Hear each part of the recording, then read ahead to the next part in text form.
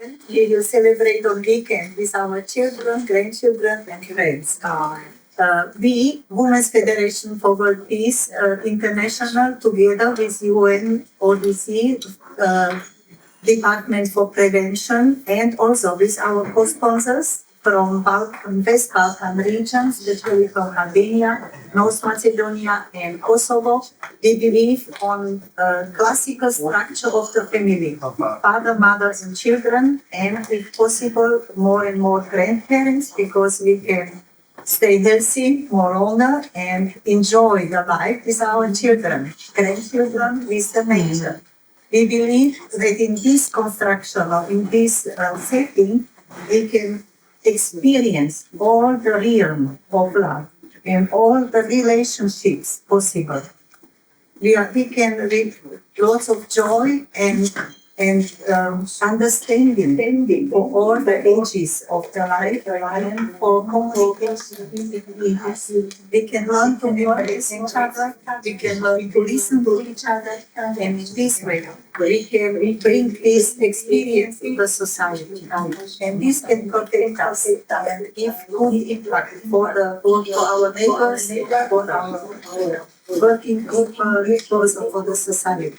And this brings us also for the topic of our meeting today, youth, activism, and education, and how they fulfill their desire that this world can be happy and peaceful, and then we can share.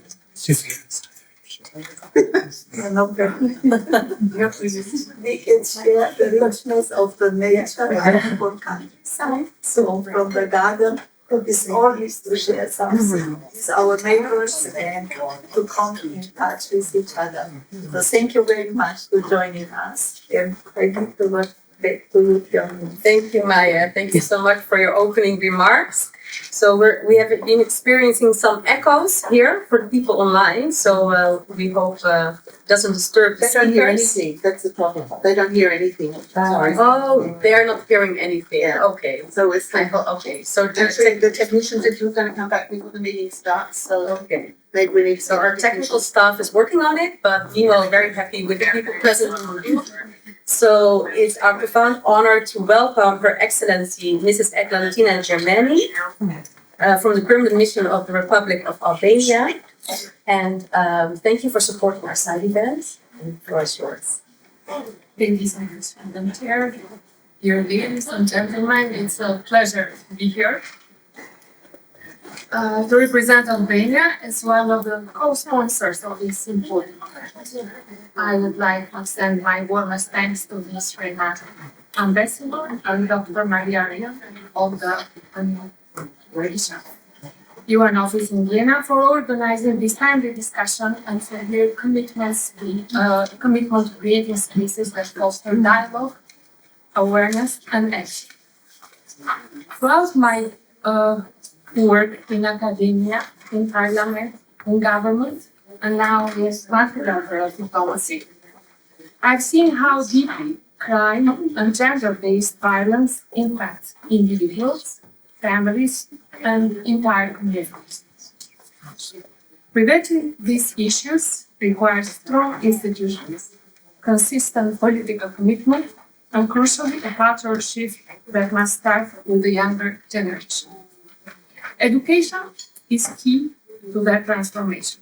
It equips young people with knowledge and skills they need to challenge harmful ideas, give empathy, and promote mutual respect. But education must also extend beyond the classroom.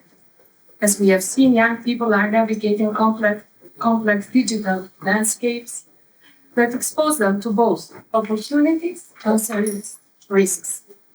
Social media can be a powerful tool for awareness raising and activism. However, it can also become a gateway for recruitment into criminal activity, especially when it glamorizes violence or lifestyles based on fast life. In Albania, and I'm sure in other countries as well, we have unfortunately witnessed the growing influence of online content that promotes crime and instant wealth, luring minors into risky and even criminal behavior. Criminal networks are increasingly targeting vulnerable groups, especially those under the age of legal responsibility to carry out illicit acts. One of the most innovative and timely responses to this has been the promotion of financial literacy as a crime prevention tool. The Center for Youth Crime Prevention in Albania has developed a targeted program that addresses this issue. It teaches young people not only about the legal consequences of crime, but also how to manage money, recognize crimes, and build a path toward economic independence. These lessons are delivered through multimedia content, including short films, podcasts, and social media campaigns tailored to the reality of young people's lives. What stands out is the youth who participated in these programs, including those with prior involvement in the justice system, have not returned to criminal behavior. As one participant said, when I started to earn my own income, I realized that my life is worth more than a one-way. This kind of transformation shows what is possible when we address not just the symptoms, but also the root causes, such as financial literacy, lack of opportunity, and social pressure. In this context, I would also like to mention a useful and handy example of multilateral cooperation. The OSCE project titled Enhancing Youth Crime and Drug Use Prevention Through Education on Legality and Awareness campaigns promotes lawfulness among young people through education, community engagement, and awareness raising across Southeastern Europe and beyond. I'm glad that this initiative is implemented in close cooperation with UNODC, as cross-agency efforts are essential to achieving meaningful and lasting results. In Albania, we are also proud of youth-led activism and community efforts that support early prevention. Schools, civil society, and municipal institutions are working together to promote legal and financial awareness. These initiatives help challenge the glamorization of crime online and provide alternative narratives that emphasize dignity, self-reliance, and social responsibility. Also, gender-sensitive education for girls and boys, economic empowerment initiatives, building confidence, communication skills are also ways to prevent domestic violence and gender-based violence. A multi-stakeholder approach and cooperation between government, parliament, civil society, academia, and media are crucial in addressing these issues. Let us continue to recognize and reward all these efforts. The voices of young people are not only essential in raising awareness, but in shaping better futures for themselves and their communities. Thank you once again for the opportunity to contribute to this dialogue. I look forward to hear your insights and learning from the valuable experience shared today. Thank you very much. Thank you so much.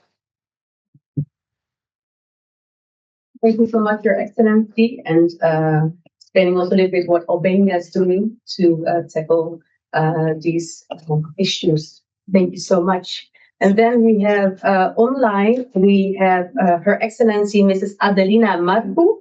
She's the Charge d'Affaires of the Permanent Mission of Republic of North Macedonia.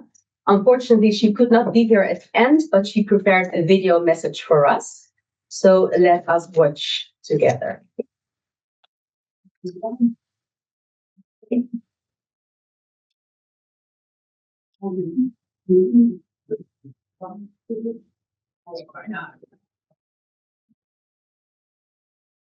Yeah, exactly. Same thing.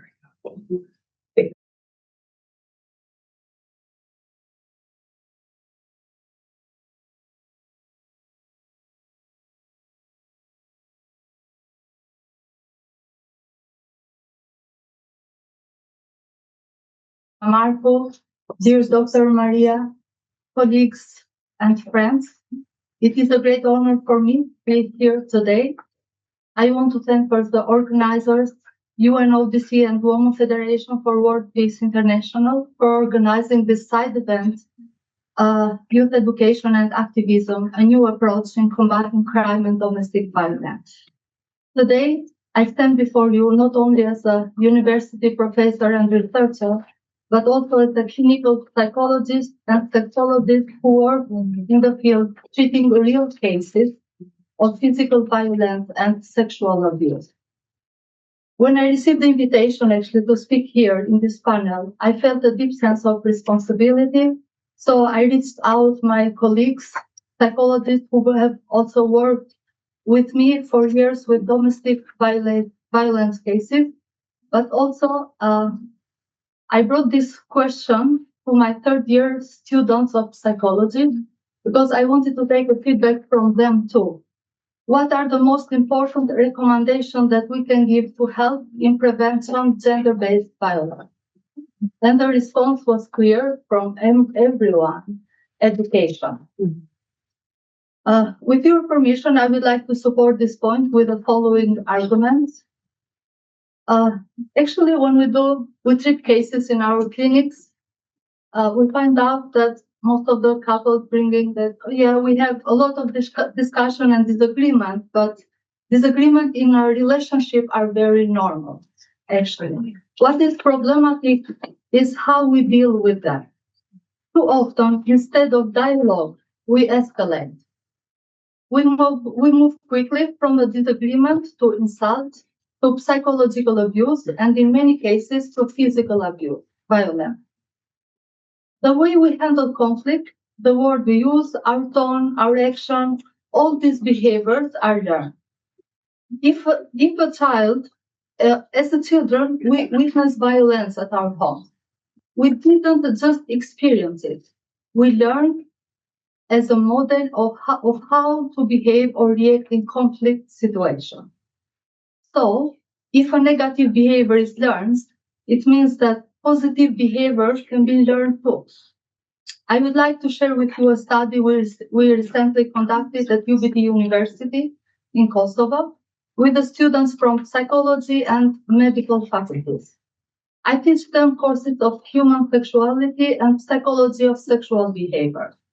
The purpose of this study was to explore their view on gender, relationships, and violence.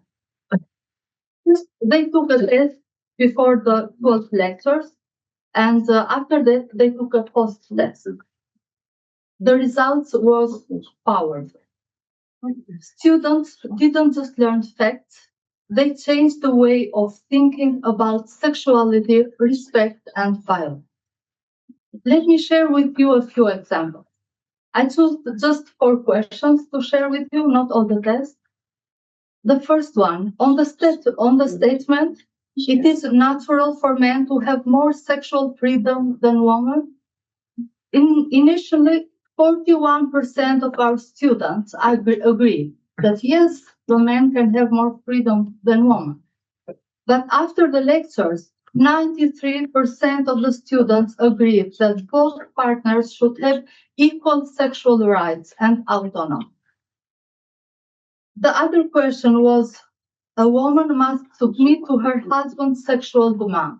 In beginning, and suddenly 46% of students agreed, and they believe that yes, should be like that. But after the lectures and through opening discussion and reflect, in the end, 94% of them agree that both partners must give consent in every relationship, no matter how long they have been together or no matter if they are married. Another tribal belief, a woman who is abused usually provoked. Before the course, 39% of the students, and sadly most of them women, associated violence with provocative clothing. After the course, 91% of the students strongly agreed, recognizing that violence is never justified under any circumstance. And if I can stop just shortly here, we was actually we was shocked. Also, the women, like most of the girls in class, they say, yes, if you wear some provocative clothing, then you provoke the violence. And then we had to change that how to change it. It didn't work just with literature. we did role play in the class. We put students with provocative clothing in the middle of other students. And then we asked the ones who answered that yes, they provoked it, like just to bring out their thoughts and their feelings in that moment. And the results was really powerful. They said, no, actually, I cannot abuse that person. So it's not clothing bringing out this. You should have a criminal mind, like to abuse another human being. And then, it was concrete result. And this is why I brought this study today here and to show real cases that yes, education actually, it helps us to shape our minds and our beliefs. The last question that I brought here, when we asked about contraception, only the half of our students thought that it was women's responsibility. But actually, after the course, almost all of them agreed that both partners should take equal responsibility. These are not just statistics that I brought here today. They showed real shifts in how young people think. They prove that when education is inclusive and meaningful, it can challenge harmful gender norms and promote values of equality, dignity, and nonviolence. When young people are given space to learn, they can reflect, discuss, and they grow. And also, I brought here some recommendations.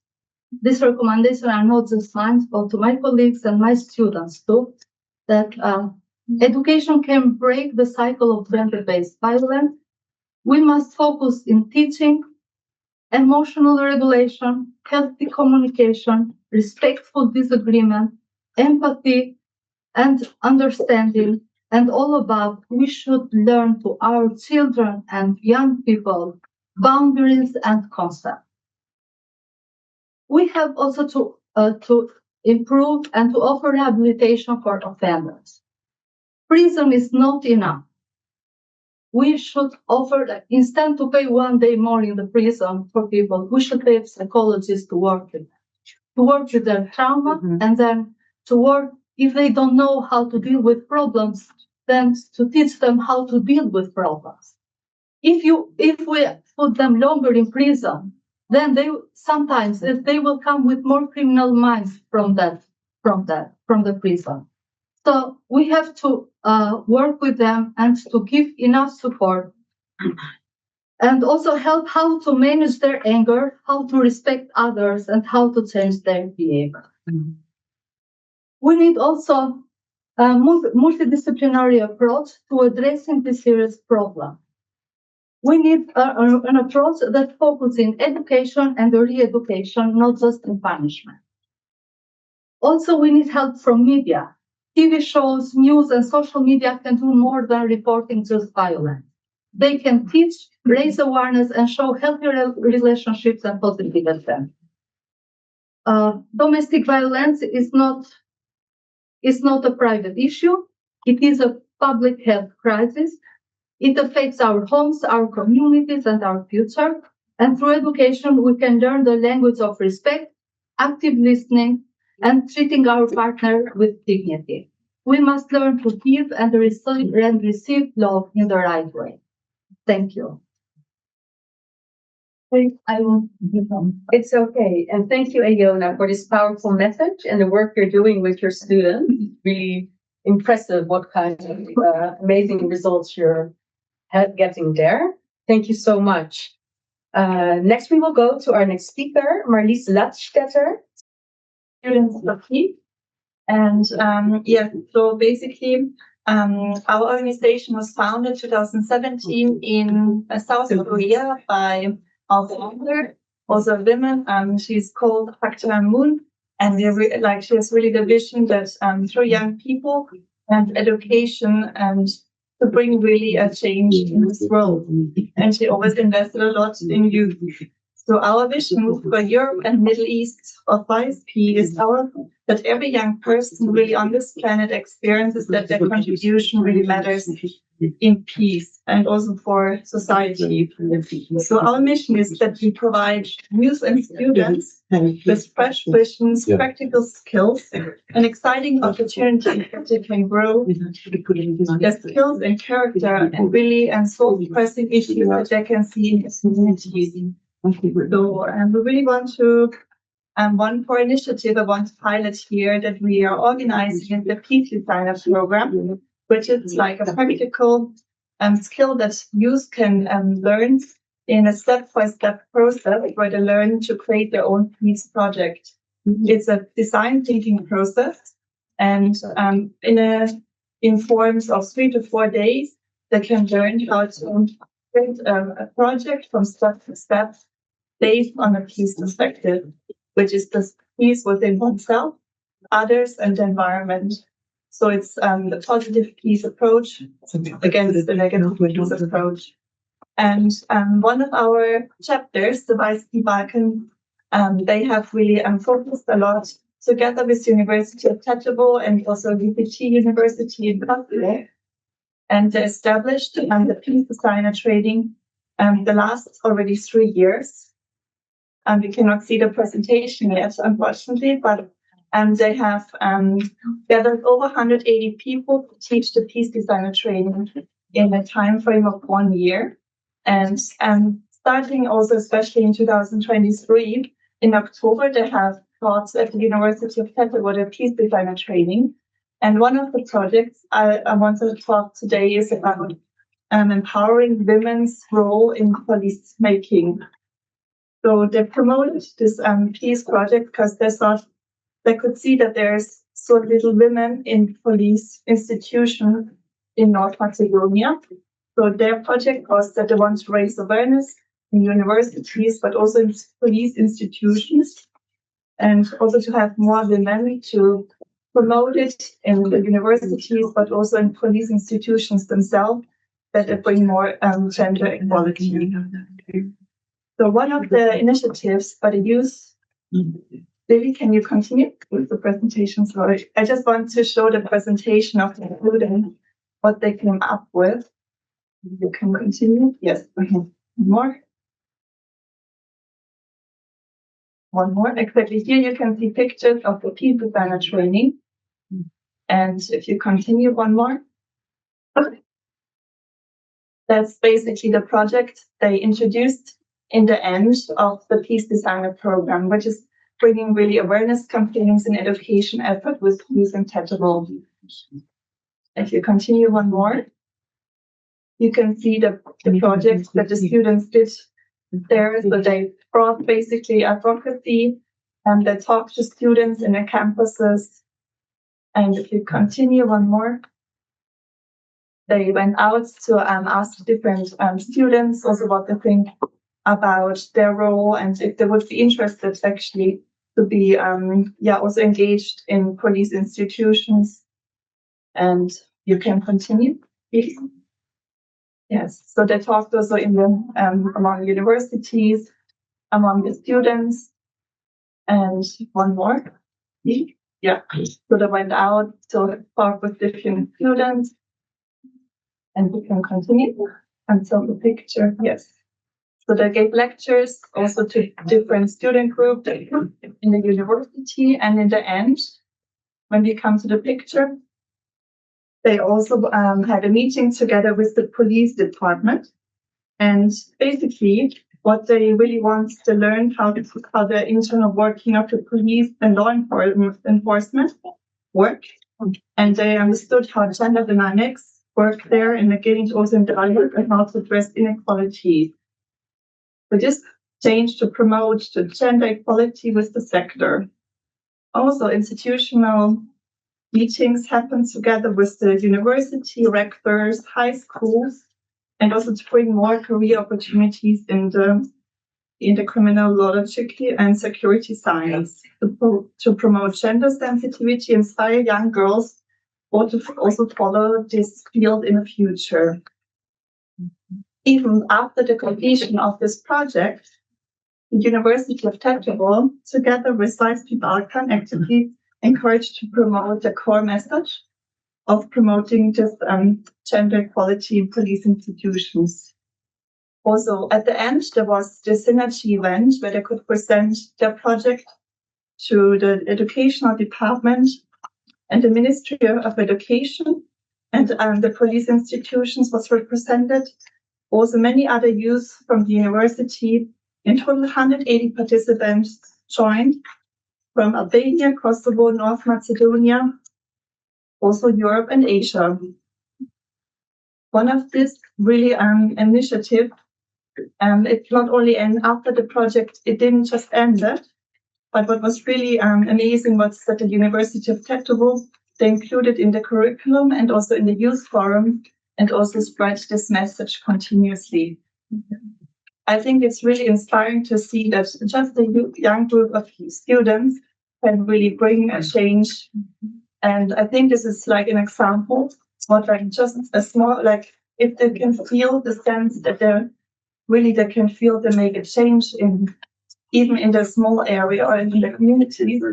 And that's why we believe also with PIS, the field designer is really a course, an educational program that it can really prevent crime and domestic violence, because young people really feel a sense that they are heard and they can really create a change.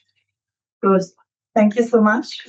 And I hope that we can continue also working this and spread this initiative together. Thank you very much.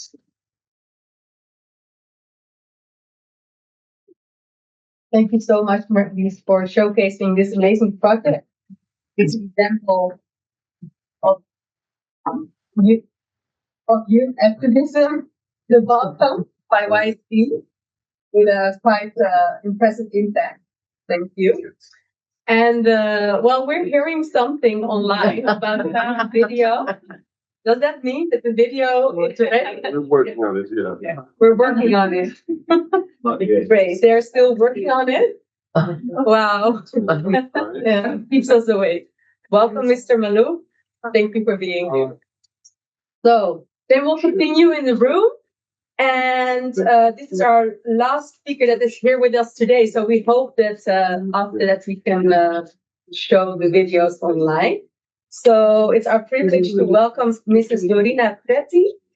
She is a lawyer from Albania, and she will talk on the topic from legislation to implementation, how laws and political action can prevent domestic and youth violence. Thank you very much for being here in person, and the floor is yours.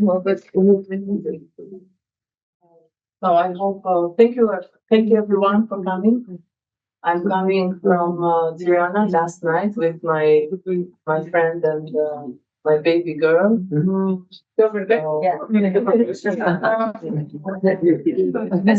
So you said the United Nations quote is "Don't leave anyone behind."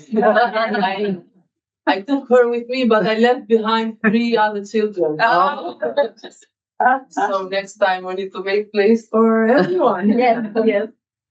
I'm coming from in Albania. Recently, we faced parliamentary elections, and I was an MP candidate. I couldn't get enough votes to represent Albanian people, but our party got. So we are a new party joining into parliaments, and therefore I'm saying this story because what I would like to speak today is a very simple thing. Looks like it's a very simple thing, the law. But the law is creating the culture, and sometimes is even creating crime, or sometimes is creating competition, good competition, sometimes is killing the competition. And in this way, it's all either providing good representation in the parliament or bad representations. Before starting, we spoke with Her Excellency Mrs. Eglantina Gjermeni. She has been a very good and honorable voice in Albania civil society and in parliament too. together with my professor, Ms. Vasilika Husi. She's a UN commission in Geneva, and I respect her both very much. We spoke that how a very simple word in the law can create good ways and bring resolutions. So I believe that in order for us to combat or to prevent the violence, we need to have good governance. We need to have good model. If I can go to the next slide, please. In this way, both of them, good governance or good models, can bring smooth solutions. If we don't offer good governance, it means we need to change something in the laws, because bad governance is giving to our society or to our young people bad models. And you cannot provide solutions if you're promoting bad models. So, in my opinion, this goes together, giving good models and offering solutions. So, therefore, next, I decided to speak about our next election code, which is not only an election code that organizes or regulates the rules of being elected, but it is a very important tool for representation. In Albania, we are competing for parliament. We are a parliamentary republic, and we are competing in open list or closed list. So each party is closing the list of candidates and is selecting itself the list of candidates, which means this set of candidates cannot be chosen by the people. The open list is chosen by the people directly by getting the vote, but then these people do not go to parliament. It's the closed list going to parliament, then is the open list going to parliament. So this new party that we started, it's not socialist, not Democrat, neither of them. It's a new generation that is trying to bring this good culture of building our own country without attacking anything, but creating good laws, good governance, good examples, and bringing smooth solutions. So it's contained of successful professional people, and this is what we propose mostly. Open list. Why I'd like to focus a little bit. I don't know what's the election code in your own countries. We all maybe share different problems in the way we compete. But I believe if there is no good law to bring people together in good competition, if the law is not bringing meritocracy, then we might not have democracy. Because if we don't vote the one that we like, if we don't bring to parliament the one that we like, then we are not having democracy because we're not having representation. And if the vote doesn't have value, then still we don't have democracy.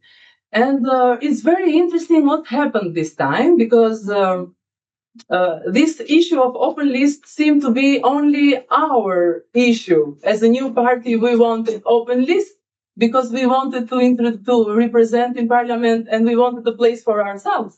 But it happened during the counting of votes that even big parties, it became an issue also for them. Because many people got voted, but they didn't join to parliament. Because the first who joined is the closed list, which is not elected. So in my opinion, if we don't have a society where we compete with each other truly, and if we don't give merits to one another, then this is bringing frustration. Because why we have this issue is because we also have young people statistics leaving Albania, or maybe even other countries where meritocracy is lacking. If there is no meritocracy, then young people are leaving the country, but they are not happily leaving the country. They are leaving the country frustrated, because everyone can be the best of its own, most probably, in his or her own country. So therefore, in my opinion, it's very important representation and making good laws. If we can go to the next slide, next again. So yeah, next, lack of genuine open list. So we have used to be like we have here open list, but if these are not realistic and totally 100% functionable, then this is not an open list, it's closed. Next. And I have here some mandates. I don't go to details because I'm sure you're not interested in this. Then regional proportional, we were proposing like to have a bigger representation of the vote. Thank you. Next. And if we exclude young people from decision making, then absolutely, we are in a way building another way for violence. And as Mrs. Ejona Icka mentioned too, like if we want to bring more money to the psychologists managing the crime and not in prison, also for that we need a law. But to propose that law, we need good voices in the parliament. We need good representations. So when you don't like the government, you change it with a vote. But when you don't like the citizens, what do you do? So you cannot change. No one can change its citizens. So it's very important for us to build good models in this way, because this is the only way that changes the culture and the citizens. But in order for it to change, it doesn't happen in one moment, in 1 year. It takes decades. So I see that in Albania we come from communism, so it's very important that we take good steps in order that Albanian citizens, they change and they join to EU as European citizens to freely vote and to freely get represented. So thank you very much for giving me the floor. It was a very big pleasure to join this event.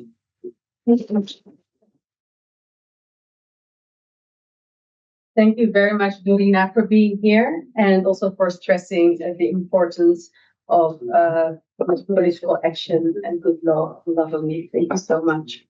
So I understand that the videos should be ready now and working. I expect that we will go a little over time, but let's welcome Her Excellency, Mrs. Adelina Marko from North Macedonia. Please close the lights.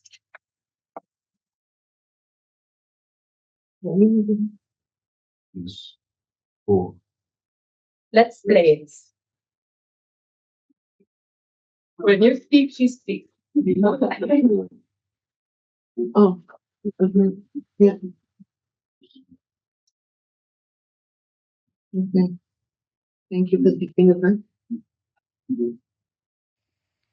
Distinguished Dr. Riehl, esteemed ambassador, ladies and gentlemen, dear Madam Amesbauer, it is an honor to speak at this imperative and important event on youth education and activism in combating crime and domestic violence. I want to acknowledge and thank Dr. Maria Riehl and Madam Amesbauer for their inspiring dedication. Your work is critically important and you do have our support. Today I share with you a personal milestone. For the first time in a panel, I am with my daughter, Andra. Andra and the NGO Pleiades are working in the fields of countering violent extremism and combating terrorism, and you have them both in the panel of today. There is a reason why I mention this momentum, as it highlights the importance of parenting models and intergenerational dialogue, resulting in shared responsibility in creating a safer society. We have to prepare our children for the challenges of this very dynamic 21st century. The world is changing rapidly, technologically, socially, politically, environmentally, and our youth face complex issues like rising crime and domestic violence, often rooted in ignorance and inequality. I would like to quote Mahatma Gandhi saying the best way to find yourself is to lose yourself in the service of others. And this is why education and activism are powerful tools to help young people find purpose, voice, and agency. Youth education and activism promotes awareness, empathy, resilience, and challenge stereotypes. They build a culture of respect and proactive engagement. These are key ingredients in fighting crime and domestic violence. I deeply respect the OSCE's efforts in this area, especially during North Macedonia's chairpersonship in 2023, which saw the historic appointment of OSCE Special Representative on Youth and Special Representative on Civil Society, demonstrating like this a commitment to inclusivity and active youth participation and engagement. I also want to highlight the importance of breaking the cycle of intergenerational violence. Harmful patterns often pass from one generation to the next, starting within families. Open communication and healthy relationships are crucial to breaking this cycle and building safer communities. From a national perspective, the Ministry of Social Policy, Demographics and Youth in North Macedonia plays a vital role in my country, supporting future generation, focusing on employment, social security, gender equality, child protection, and support for vulnerable groups. Finally, I want to share 6 key OSCE recommendations to the topic. Strengthen legal frameworks to protect victims and hold perpetrators accountable. 2, provide victim support services. 3, promote awareness and education. 4, encourage early intervention. 5, support family communication and conflict resolution programs in schools. And 6, foster cooperation among law enforcement, social services, healthcare, judiciary, and create a unified response.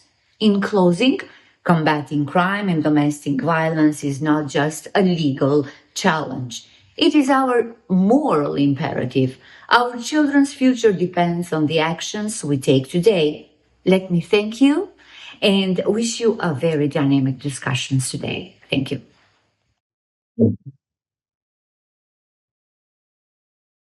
Thank you so much, Your Excellency. And like Mrs. Marcoux emphasized, intergenerational dialogue is very important for future generations and for good governance. So we'll go to another online video or speaker of today. Like she said, she is here today with her daughter Andra, Ibrahimi, and Vnuchka Nika, and they are working at the NGO Pleiades in the West Balkans. And their topic will be on building resilience among youth against violence extremism. So if we could play that video. I also want to acknowledge that they are online. So if there will be any questions, which we don't have any time anymore, we can forward them to them later. Yeah. So welcome to all the speakers online as well. Close the light.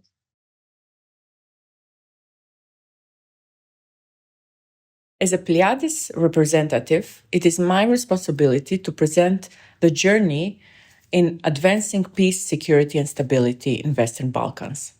Pleiades is a woman-led organization dedicated to empowering vulnerable families, fostering peace, and strengthening community resilience in North Macedonia. Rooted in holistic, gender-sensitive approach, we work at the intersection of psychosocial support, education, peace building, and prevention of violent extremism. As a civil society actor, we break barriers where others hesitate, engaging women, youth, and frontline workers not only as beneficiaries, but as leaders, mentors, and peace builders. To work as a woman-led organization in peace and security means that we have to operate in sensitive and politically complex environment, addressing deeply rooted gender norms and stigma, building trust where institutions have failed, creating inclusive, safe space for families affected by trauma, violence, and displacement. The core values of our organization are deep community engagement. So we work within neighborhoods where radicalization and exclusions risk intersecting between each other. We center women's lived experience and prioritize child-focused reintegration strategies. We work to cross-sector collaboration and regional solidarity. That means that through partnerships across Albania, Kosovo, and Bosnia and Herzegovina, we contribute to unify regional framework for reintegration, resocialization, and rehabilitation processes and preventing violent and countering violent extremism. As a project coordinator at Pliadis organization, I'm proud to lead initiatives that empower young people to stand strong against violent extremism. Through our youth-focused programs, we create safe spaces for dialogue, critical thinking, and community engagement. From workshops and creative campaigns to peer-led activities, we believe in the power of youth to be changemakers. Together, we're building resilience, promoting peace, and shaping a future where every youth voice matters. Ladstaetter organization gave me an opportunity to participate in Mother School program that has truly been a transformative experience for me. Before the program, I believed there was little I could do to change the narrative that me and my family are the minority in the community with a low tolerance on different perspectives. However, this program opened my eyes to the active role I can play in peace building in my community. Through Mother School, developed by Women Without Borders, I learned not only about the rising threats of extremism, but also gained valuable tools to combat them. The program focuses on empowering mothers like myself. I discovered my strengths and weaknesses as a mother, which shifted my perspective on my role within my family.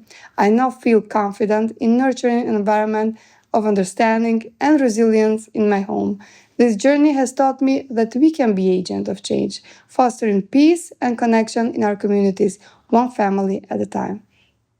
As a youth participant with the Pliadis organization, I have seen firsthand how meaningful change begins with community and connection. Pliadis has given me the platform to speak up, to be heard, and most importantly, to act.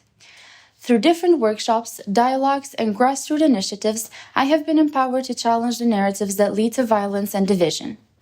The organization is helping shift the mindset of a generation away from fear and hopelessness, and like so, it's building resilience, restoring hope, and proving that when youth leads, transformation follows. Before I was involved in Pliadis organization and Smart Balkans, I thought I don't have a place where to talk about themes that we didn't talk in usual times. I know it's very hard. When I come from Tetovo, it's very hard to talk about themes like extremism, violence, identity, or personal experience that shapes us. But with the Pliadis organization was something different. I felt like I have a place where I can evolve my critical thinking and I can think more for other people than other of myself. Pliadis is something that makes me feel like I'm working on something that's bigger for all of us as a youth.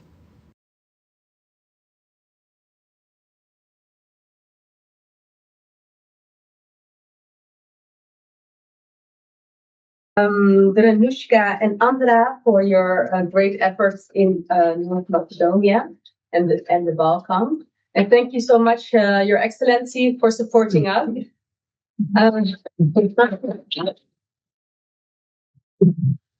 So we also really want to recognize the support of the UNODC at our side events. And this time we're showcasing a colleague in Iraq in the Strive Juvenile project, Yomna Abu-Hussein. She's also online. Thank you so much and welcome.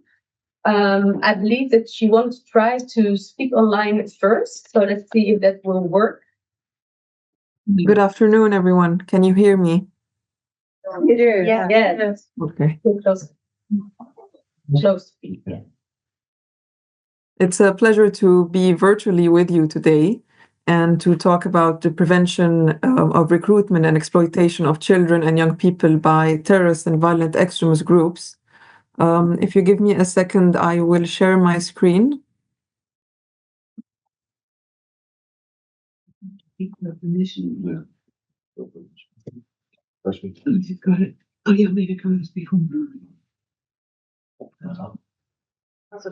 I hope everyone can see my screen. Yeah, that's good. Okay, perfect. I am based in Iraq, working on the Strive Juvenile project on the prevention of recruitment and exploitation of children by terrorist and violent extremist groups. Thousands of children around the world and young people are affected by recruitment and exploitation by terrorist and violent extremist groups. They are often victims of extreme violence during their association, and because of their young age and their psychological malleability, they may become particularly dangerous instruments of the recruiters, as they may be used for committing criminal offenses. And regardless of the variations of this phenomenon, the recruitment and exploitation of children by these groups is a serious form of violence against children.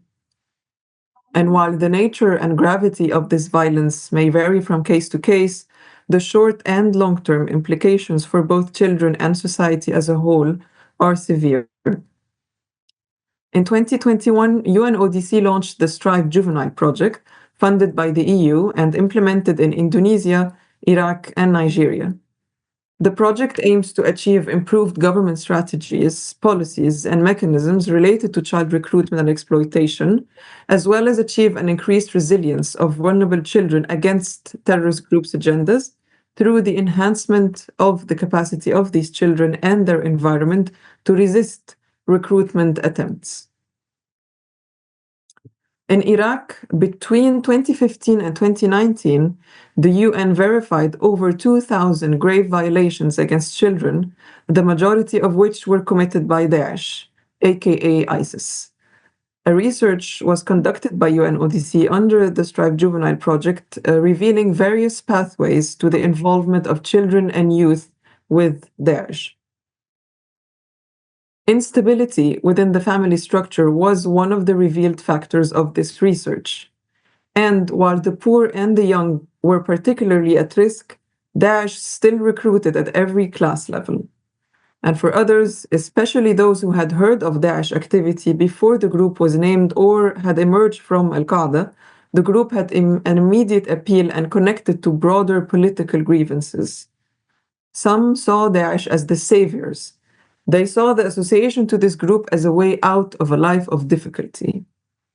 Also, it's important to acknowledge the difficult circumstances and unsafe surroundings of these young people prior to Daesh's appearances as well.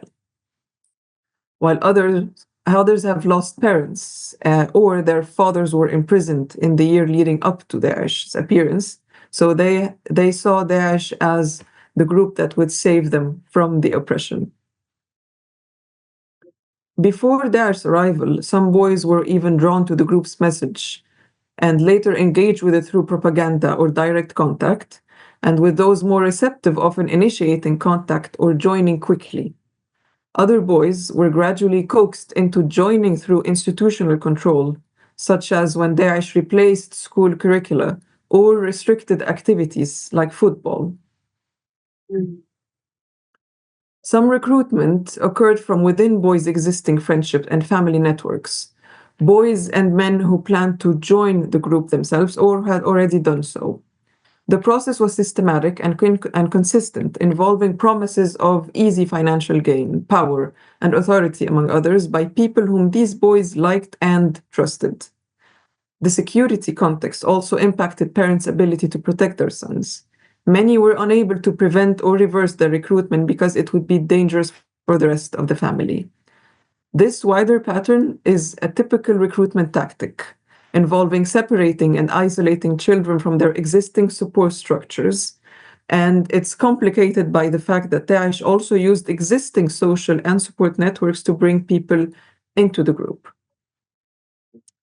Many boys, regardless of their socioeconomic backgrounds, were motivated by financial incentives and a desire for power, with some also citing political or religious reasons. No respondent to the research joined Daesh for only one single reason. Factors varied, including economic gain, power, religion, a desire for what they saw as a more moral life, justice and change, fear, protection for their families, or in some cases, revenge. and some recognized that they had joined without sufficient knowledge of the consequences or losses that they would incur. And given their young age and different pressures that contributed to bringing them into this environment, it's difficult to say that their decisions were entirely voluntary or that they were made freely. Now, given that many of the risk factors revealed through this research related to recruitment stem from within the family environment, the Strong Families Intervention was introduced in Iraq under the Strive Juvenile Project to strengthen the family unit as a first line of prevention, equipping caregivers with the tools to build trust, resilience, and healthy communication with their children. Strong Families is a UNODC evidence-informed selective family skills intervention for families living in challenging settings. It offers a combination of parenting knowledge, skills building, competency enhancement, and support. And it's been designed to reduce presenting problems and prevent future difficulties through training and education. UNODC emphasizes on the importance of strengthening families and communities as a means of resilience building.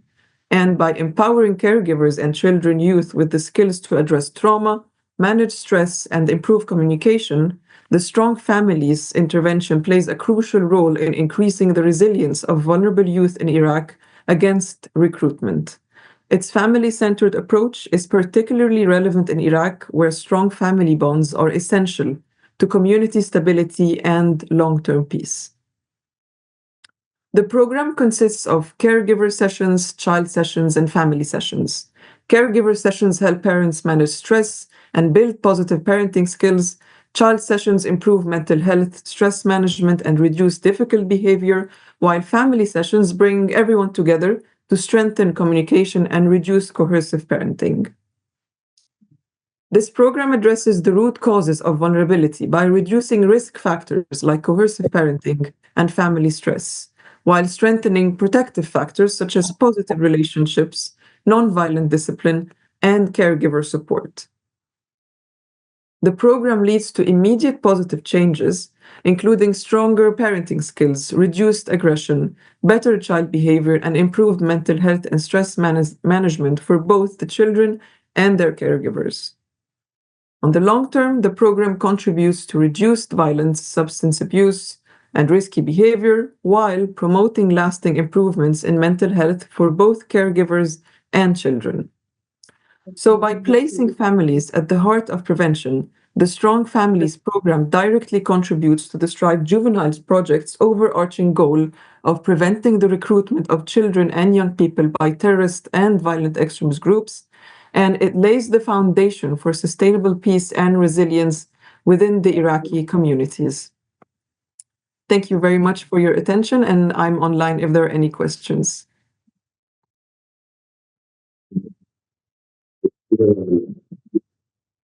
Thank you so much, Yumna, for being with us here and for your amazing presentation and work out there in the field. And thank you again for the support of the UNODC for our side event. Thank you so much. So we're going quite over time. So we understand if you have other obligations, but we also appreciate if you can stay with us because we have one more presentation from our colleague in the USA, Patrick Erlandson. He's a founder and director of FatherCon, and he also prepared a video about his work, raising awareness about the role of fathers as contributors to a healthy development of children. Let's listen to Patrick. Thank you, Excellencies, delegates, participants, and especially to the Women's Federation for World Peace for inviting me back. I'm always grateful to participate in the activities of WFWP as their efforts to support women's empowerment and engagement in creating a peaceful world are made in recognition of the unique and equally important roles of men and women, mothers and fathers, in the creation of peace. Peace begins with me and in my family. FatherCon resulted after 8 years' work on prevention of human trafficking to increase understanding and vigilance to keep children safe from this crime against humanity. Human trafficking has had some legal and law enforcement setbacks over the past few years, but still adapts and is growing. Fathers are too often the source of those vulnerabilities the traffickers exploit. One trafficker arrested in the United States said much grooming was unnecessary because children were leaving their homes willing to be exploited. If there's no father or an abusive father in the lives of children, the balance and security a child needs to see through the veneer of deception used by exploiters is too thin to provide them necessary armor. Jack Reynolds, convicted of abusing over 300 children and sentenced to 13 years in prison, answered a question about what children he targeted, saying, "I didn't target specific children, but if there was a father in their lives, I left them alone. If it was a single mom, I became her hero." At FatherCon, we operate from the foundational belief that the optimum conditions for children's greatest well-being is the two-parent model, with support from grandparents and other relatives, and with a wider circle of support from a community, teachers, neighbors, and friends. If, as the data shows, there is psychological, biological, chemical, and spiritual significance to the mother and father structure, then that's what we should be educating and providing support for with our resources. This model has been disrupted by many factors today, not the least of which is the technology that promises to keep us connected, but has done just the opposite. Instead, we fall for the temptation of unlimited choice, of the more, the bigger, and the more pleasurable. This environment of entitlement to more has been the drumbeat of advertising and pledges of politicians, but nowhere more than pornography. Entitlement leads to a sense of victimhood, which leads to blame, and finally, justification to violate moral, legal, and social norms. What we need to make normal again in our societies and education is integrity, being able to trust oneself and be trusted by others. This is especially true for boys in their teen years, to prepare for relationships and fatherhood. When a father leads in this way, boys thrive. Girls also need to know their father is there for them and has demonstrated what love looks like and being valued feels like. At FatherCon, we provide reliable information about fatherhood that is desperately needed, but a well-kept secret for men. To inspire appreciation for the unique contributions dads make to healthy child development and access resources available that they may not know about and thus not taking advantage of.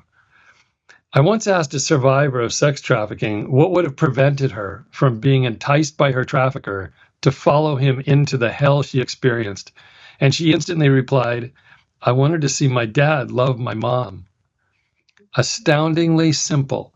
And yet, when children are raised in an environment of parents who love and respect each other, the world makes sense, and there is hope that love can last. The alternative is a lack of security and misinterpretation of life experiences that leave children feeling at fault, to blame, and unlovable. In the over 80-year-long study at Harvard on adult development and human happiness, the conclusion reached is that our greatest happiness as human beings is found in long-lasting relationships with family and friends, not acquisitions and regardless of wealth, social status, education, or race. In conclusion, to see a reduction of all of the negative consequences of father drought, including violence, poverty, and incarceration rates, we need to commit to what evidence has found to be the optimum conditions for child thriving, the two-parent family. We must navigate the obstacles to that model, not experiment with progressive alternatives intending to create new norms. We need to better prepare future fathers and future mothers that parenting is a collaboration, not a competition. Provide children who have been raised in less than ideal homes to heal from their trauma and abandonment. Lawmakers draft legislation that supports the safety and well-being of children by supporting family structure, including paternal leave so dads can spend more time with their very young children. Parents, prioritize the health of your children, even when uncomfortable or a sacrifice, because our greatest joy is going to be found in those lifelong relationships. Fathers, love your wives. Wives, love your husbands. Future generations are dependent on us today. Thank you very much.